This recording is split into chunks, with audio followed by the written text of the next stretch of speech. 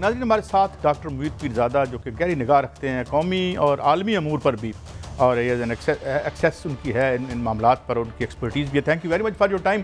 Doctor साहब, मैं सीधा सवाल पे आता हूँ।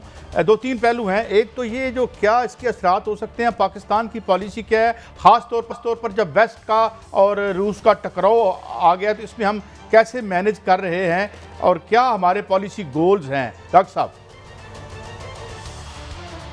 देखिए, हमारा जो मगरब का रूस का टकराव है उसका हमसे को बहुत ज़्यादा बराह रास्त ताल्लुक नहीं होगा, लग भी नहीं रहा। उसकी वजह यह कि जिस कॉन्फ्लिक्ट की तरफ इशारा किया रहा है ये 2014 से सुलग रहा था। 2014, 15, 16, 17, 18, 19, 20, 21 यहाँ पे जंग कभी रुकी ही नहीं है। इस वक्त वहाँ कोई बहुत बड़ी जंग होने नहीं जा रही। ख़तरा यही था कि पुतिन फॉर्मली तौर पर इन इलाकों को अपने अंदर एनेक्स ना कर लें।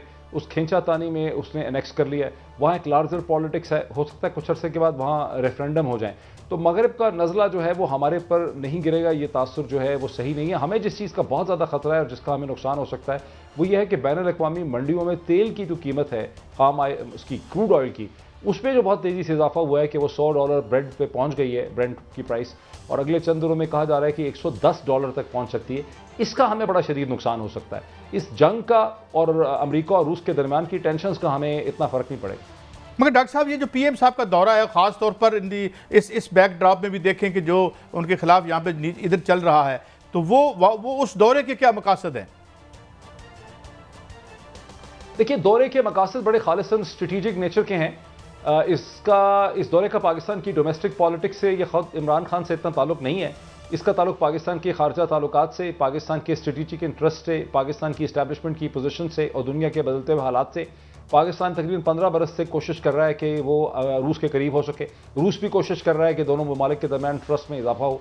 इसमें प्रेसिडेंट मुशर्रफ के ज़माने से मुलाकातें होती रही। फिर जरदारी साहब ने बड़ी कोशिश की कि प्रेसिडेंट पुतिन जो हैं वो पाकिस्तान आ जाए, लेकिन कोई बहुत बड़ा उसका मोमेंट नहीं बन सका।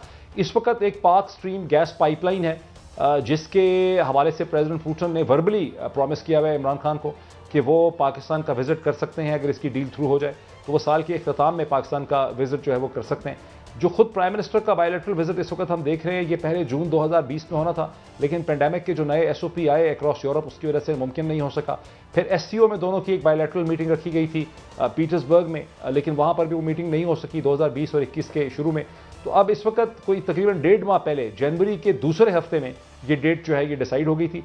इस विजिट में चीनियों का बड़ा रोल है, जो हमें पता चला है। यहाँ पे रशियन जो एनालिस्ट यहाँ पे आए हुए थे और जो RT के लोग थे, उनसे मैंने जब मीटिंग्स की, डिनर्स विनर्स हुए, तो पता चला कि रशियंस जो हैं वो मसलसल मॉस्को को ये कहते हैं कि आप पाकिस्तान को एंगेज करें, पाकिस्तान इंपॉर्टेंट है स्ट्रेटेजिक इक्वेशन के अंदर। तो इसमें एक रशियन और चाइनीज़ एंगल जो है वो इसमें आ जाता है। फिर इसमें इस वक्त रूस की भी आप कह सकते हैं कि इसमें किसी हद तक उनकी ज़रूरत थी कि वो देख रहे थे कि उनकी टेंशन है, उनकी यूरोप से आइसोलेशन है, तो अगर एक बायलैटरल विजिट हो जाता है तो उनको एक स्पेस मिलती है। और इसमें ख़तरा ये ज़रूर है, जो हमारे यहाँ महसूस किया गया है, जो मैंने मतलब मीटिंग्स अटेंड की, उसमें ये था कि भाई अगर इसमें उनका मीडिया हो सकता है इसको प्ले करे, कोई ऐसे सवाल पूछे जाएँ, तो हमारी साइड बड़ी तैयार है कि हमने यही पोजीशन लेनी है कि हम चाहते हैं कि यूक्रेन में जो भी मसला चला आ रहा है तारीखी तौर पे, उसका एक पीसफुल हल हो। और यही एग्जैक्ट पोजीशन जो है वो UN सिक्योरिटी काउंसिल में हिंदुस्तान के मंदूब ने ली है। डॉक्टर साहब, मैं ज़रा एक चीज़ समझना चाह रहा हूँ। पाकिस्तान के जो बज़ाहिर इस वक्त इंटरेस्ट नज़र आ रहा है, स्टूडेंट पाकिस्तान के रेमिटेंस और पाकिस्तान की जो ट्रेड है वो वेस्ट के साथ है। मैं वेस्ट यूरोप और अमेरिका की बात कर रहा हूँ। तो आप समझते हैं कि हमारी जो स्टेट है, जो स्टेट क्राफ्ट, वो अमेरिका और यूरोप से जो रिलेशन है उसको भी कायम रखेगी?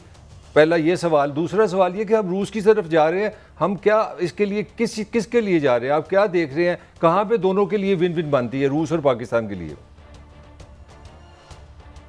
देखिए, वो मैं पिछले सवाल के जवाब में मैंने एक्सप्लेन नहीं किया कि जो 4 या 5 इसके मकासद हमें समझ आए हैं, जो हमें फॉरेन ऑफिस के डिस्कशन से पता चले। पहला तो ये है कि हम अपना जो ग्रोइंग रिलेशनशिप है, जिसको 15 बरस में हमने ग्रो किया, जिसमें फॉरेन सेक्रेटरी की मुलाकातें हैं, फॉरेन मिनिस्टर्स की मुलाकातें हैं, लीडरशिप की फ़ोन पे मुलाकातें हैं, डिफरेंट इंटरनेशनल फोरा में जो मुलाकातें होती रही हैं। फिर जिस तरह से मिलिट्री एक्सरसाइजेज हुई हैं, धुरूज़बा के नाम से series of military exercises Pakistan में, रशिया में, सेंट्रल एशिया में, तो उसको हम कंसोलिडेट जो है वो करना चाहते हैं। दूसरा ये कि हम देखते हैं कि रूस से ताल्लुकात के नतीजे में हमारी डिप्लोमेटिक स्पेस और हमारी अहमियत जो है उस पर इजाफा होता है। तीसरी चीज़ यह है कि अफगानिस्तान में उसकी स्टेबिलिटी में रूस का बड़ा इंपॉर्टेंट रोल हम देखते हैं। चौथा ये है कि सेंट्रल एशियन रिपब्लिक्स के साथ हम अपने ट्रेड कॉरिडोर को एस्टैब्लिश करना चाहते हैं, वहाँ सबसे ज़्यादा इन्फ्लुएंस जो है वो रशिया का है। और चौथा, पांचवा मैंने आपको बताया कि हम चाहते हैं कि रशिया की इन्वेस्टमेंट है $2 बिलियन की पाक गैस स्ट्रीम में, ये एक साउथ नॉर्थ गैस पाइपलाइन है जो कसूर से को जो सक्खर को गैस पाइपलाइन के जरिए कसूर से कनेक्ट करेगी लाहौर के करीब, और वो पाकिस्तान की एनर्जी रिक्वायरमेंट उसमें 2-2.5 बरस में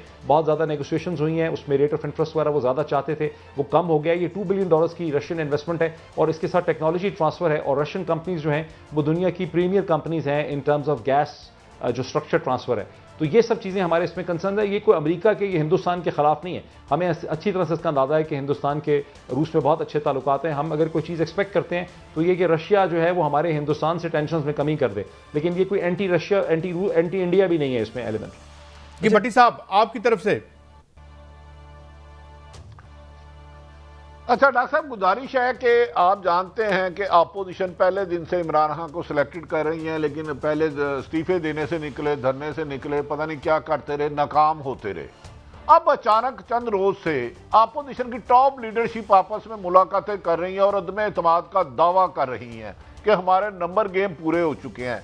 और ऐसे में मिनिस्टर इंफॉर्मेशन फवाद चौधरी साहब परवेज खट्टर कहते हैं हमारे बंदों को खरीदने की कोशिश। क्या आप समझते हैं कि अपोजिशन को कोई सपोर्ट मिली है, या इमरान खान की जो माजी में सपोर्ट थी कुछ कम हुई है? अचानक ये इतना मुतरक क्यों हो गई है अपोजिशन? देखिए, अपोजिशन के जो लोगों से हमारी दरपर्दा मुलाकातें होती हैं ऑफ द रिकॉर्ड डिनर वगैरह के ऊपर, कॉफ़ी के ऊपर, वो ये कहते हैं कि नवाज शरीफ साहब जो हैं वो कन्विंस हैं कि उनकी बेटी, उनकी साहिबजादी के गिर्द जो हल्का तंग हुआ है मुख्तलिफ केसेस का, अदालतों का, वो सिर्फ उस सूरत में ख़त्म होगा जब ये हुकूमत गिरेगी और एक नई हुकूमत आएगी, इलेक्शन होगा, जैसे कि 2008-9 में हुआ था। और इलेक्शन के नतीजे में अदालती निज़ाम जो है वो कमज़ोर हो जाएगा सारा, और अदालतों को सिग्नल हो जाएगा कि अब उनको किस तरह से एक्ट करना है, ये बिहेव करना है। जैसे कि जब इफ्तिखार चौधरी साहब पावर में वापस आए, फिर कैसे उन्होंने नवाज शरीफ साहब के लीगल मसाइल सारे के सारे ख़त्म किए। तो नवाज शरीफ साहब ने आसिफ अली जरदारी साहब को कन्विंस कर लिया है कि आपके भी मसाइल इसी तरह से ख़त्म होंगे। अब प्रॉब्लम है कि नंबर्स गेम पूरी नहीं हो रही। PMLN के सोर्सेज मसलसल ये कहते हैं कि हमें पिंडी की मदद हासिल है। पिंडी की मदद उनको हासिल है कि नहीं, लेकिन वो कहते ज़रूर हैं कि हमें मदद हासिल है। वो ये भी कहते हैं कि अभी थोड़े से हालात बेहतर हो जाएंगे तो नवाज शरीफ साहब जो है वो रिस्क लेंगे, वो पाकिस्तान आ जाएंगे, और वो पाकिस्तान आएंगे तो ज़ाहिर है इस पूरी मूवमेंट में बड़ी जान पड़ जाएगी।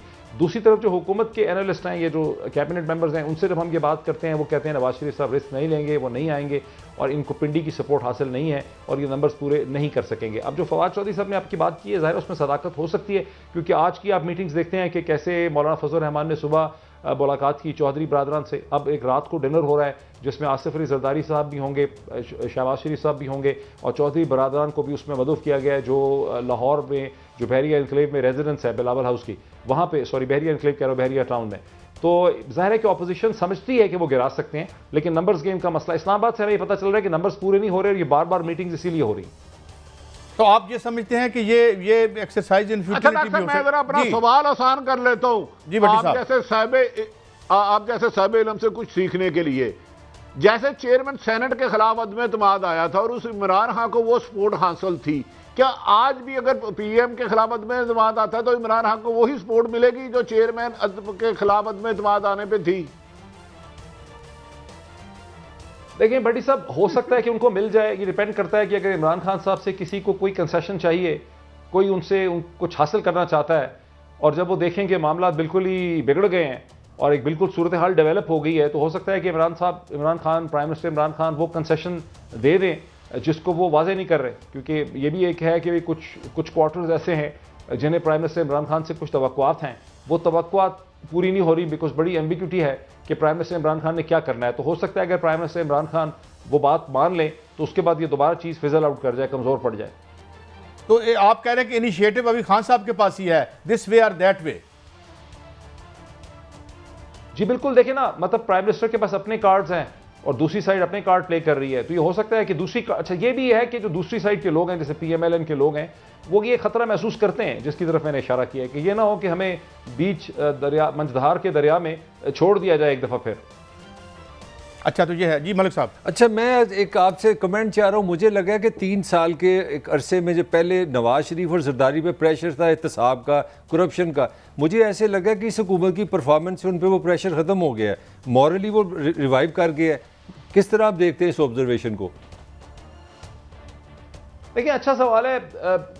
ये सही है कि हुकूमत के मसाइल और दुश्वारियाँ बड़े ज़्यादा रहे हैं इकनॉमिक परफॉर्मेंस के हवाले से। उनको एक बड़ा सीरियस चैलेंज है, वो चैलेंज अभी ख़त्म होने का नाम नहीं लेता। जैसे कि शुरू में हमने कहा कि अगर ब्रेंट ऑयल की प्राइसेस जो है, ब्रेंट रेट जो है क्रूड ऑयल का, वो $100 क्रॉस कर जाता है, $110 पे पहुंचता है, तो हुकूमत जो थोड़ा बहुत खींच तांच के पूरा कर रही थी वो फिर उसके लिए बहुत मुश्किल हो जाएगा।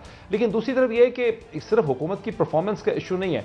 आप ये देखें कि नैब अपने केसेस को परस्यू ही नहीं कर सका, ये एक खासा बड़ा मौमा है। जो नैब के इंडिपेंडेंट कंसल्टेंट्स हैं वो कहते हैं कि नैब में कोई कैपेसिटी ही नहीं थी केसेस को परस्यू करने की। वो वाइट कॉलर क्राइम के केसेस चूँकि बहुत इंटेलिजेंट लोग करते हैं, रिच लोग होते हैं, ज़हीन लोग होते हैं, ताकतवर लोग होते हैं, तो नैब के अंदर कोई ऐसी कैपेबिलिटी नहीं है कि वो उनको परस्यू कर सके। बिकॉज नैब में पुलिस के अफसर खींच-तांच के लाए गए, उनको प्रमोट किया गया, तो वो सर फाड़ना, कत्ल करना, रेप शेप करना, इस किस्म के केसेस तो बना सकते हैं, लेकिन वाइट कॉलर के क्राइम बनाने की उनकी कैपेबिलिटी नहीं थी। दूसरा फिर यह कि शायद कोई बड़ी ताकतें ऐसी भी थी जो चाहती ही नहीं थी कि ये केसेस किसी मंतकी अंजाम में पहुंचे। उन्होंने केसेस होने दिए, बनने दिए, लेकिन वो नहीं चाहते थे कि ये केसेस आगे प्रोग्रेस करें।